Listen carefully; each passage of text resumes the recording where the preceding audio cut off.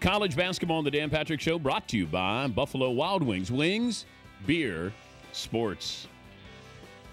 Watching some of the Pac-12 conference tournament last night. It's good, some good stuff. Stanford. Watched Stanford against Arizona State. I know the Pac-12 is down, but there's some good basketball. Watch UCLA play last night. We'll get to Shaka Smart from VCU, former point guard at Kenyon College in Ohio. One of the great guards to come out of Kenyon. We'll talk to Shaka coming up. Your phone calls as well. Fritzy, we good? We're all set with Coach Smart. All right. Let's bring in Shaka Smart joining us on the show again. How you feeling? How's the jumper right now?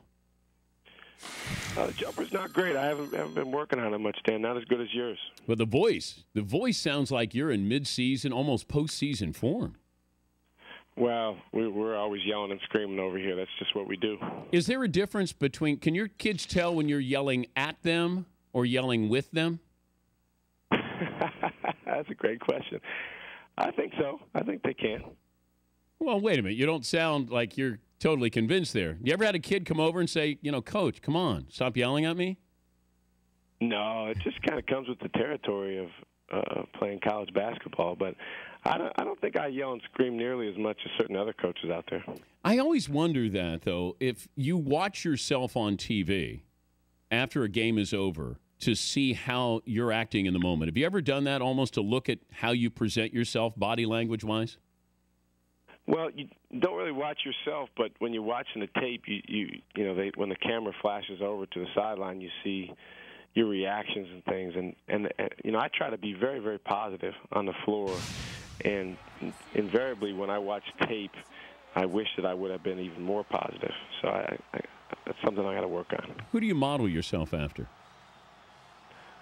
All the guys that I work for. I work for 5 really good head coaches, and just try to be a combination of those guys, plus, add my own personality. I think my biggest positive as a coach is just my energy and enthusiasm, so try to make sure that comes out every game, every practice. Give me the difference in pressure with you and what we've labeled mid-majors and someone like John Calipari or Mike Krzyzewski with the expectations going into this season. Well, those guys are at such a high level. They probably have the expectations to win every single game. For us, there's such a smaller margin for error to make the NCAA tournament. I think for the high majors, and certainly the elite high majors you mentioned, basically by the middle of January, they knew they were in. For us, every game, every second of every game is so critical, because if you slip up, it can really cost you dearly. And, last year at this time, we were really on the fence between, whether we were going to make the tournament or not. It's nice this year to be able to sit back a little bit and know that we're in because we won our conference tournament. But is there more pressure on mid-majors than the elite teams, given what the expectations are for them, you just making the tournament, them winning the tournament? I think there's more pressure on us in January and February. I think once you get into March and the NCAA tournament begins, and particularly after the first round, I think the pressure really shifts, and the vast majority of the pressure comes off of teams like ours and is put on the favorites. So that's why our team was able to play so loose last year, is because nobody expected us to do anything, and all the pundits, all the experts predicted us to lose. Well, there you have the expectations. It's like Brad Stevens at Butler. Hey, you went to the championship game. You should be able to do that again. And then they have another great run, and then they're not even going to make the tournament this year. The expectations this year, how are they different on this team given what happened last year? Well, I don't think we're going to sneak up on anyone. No, you won't. I think people have seen what we did last year, and people have more of an awareness of our basketball program. And there's probably going to be more of an expectation that we win. I would guess that more people might pick us, even though we'll be the underdog. If you go by the seeds, I would guess some people will pick us to win. That really doesn't matter once the ball goes up, and our guys have done a really good job of being in the moment and focusing on the task at hand. He's Shaka Smart, Virginia Commonwealth coach, joining us, Dan Patrick Show. You stayed after last year's tournament run. Why did you stay? Because I love it here. It's a great place to be, and my wife loves it here. We got some players that we really enjoy being around and coaching, and our coaching staff. That's a lot of fun to work with. So somebody said once that you shouldn't run away from happiness, so that's some advice that I took. But you know you're going to get calls when this season's over. Yeah, I mean, you've gotten a lot of calls too, Dan, about opportunities, I'm sure. But you get in a place that you really, really enjoy, and again, it's not something you should run away from. Yeah, but I think there's also that feeling. How long do you stay before nobody calls you again? No, not at all. You don't think so? No. Like this your third year. I was glad you came back. I thought it was a great message. Because a lot of these coaches, skip and jump to, wherever the next opportunity is, which means more money. I think you do owe it to the kids you recruit that you're going to be honest with them. I was glad you stayed, but I'm going to guess it was a pretty tough decision given the money that was available. Well, I mean, if the motivation is financial, then I certainly would have left. But there's a lot more that goes into it. And I think if you asked any coach around the country, and coaches are certainly compensated very, very well. If you ask them why they got into coaching, I think very, very few of them would say for the money.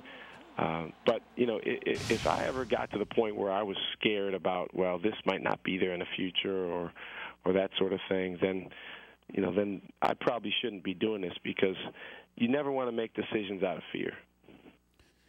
This team compared to last team, how good? Better on defense. Not quite as explosive on offense, but we're getting there. Much younger. We only have one senior. We had 4 last year that were in our top 5 players. So, we still have a lot to learn, but we've made major progress. We had a much better regular season. We won our conference tournament this year. So it'll be interesting to see how we do in the big dance. Heard the rumors, though, haven't you? Illinois? I haven't heard that, Dan. Yeah, it's out there. Yeah, you'll get a few phone calls there. How long's your contract at VCU? 8 years. 8 years with an out. Well, that's kind of the nature of contracts in sports. But like I said, I love it here. I'm locked into our team and what we want to do. I'm in the moment, and that's all we're about. Well, good luck in the tournament again. If you're going to have people going to be yelling at you if you screw up their brackets again, whether you go far or you don't go far. Do you hear from fans who say that to you? Yeah, more so. Not so much when we won. It was, people that picked us maybe in the Final Four, or when Butler beat us, people were mad at me. That's the one that kind of makes you scratch your head because, of course, we're trying to win. Like you did it on purpose to screw up their brackets? Dan, do you get back to UD much? I got to ask you because I used to work there, and I talked to you once when you came back. I've gone back. All of my brothers and sisters graduated from there. My dad worked in computer science on campus, so a lot of great memories there. When I do go back, I usually go back to get a Milano sandwich. So you can't beat it. Yeah, but I love the school. And so I do go back. I follow the team, and still. Do you have them in, or are they in your first 4 out? You know what? They're always right there on the bubble. They are. No matter what they do, they're always on the bubble, and I think they're on the bubble again this year. Well, hopefully they beat the X-Men, and that'll get them in. They don't beat the X-Men. That's the problem. But you know what? Well, they beat them at home this year. Well, they should. They got to beat them when they have to beat them. That's what I want to see. Well, hopefully they'll get that done.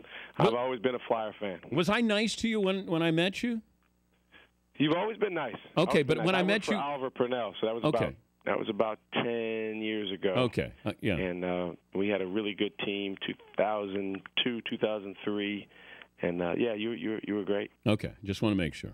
But hey, good luck in the tournament, and thanks for joining us again. Thanks for having me on, Dan. All right, Shaka Smart.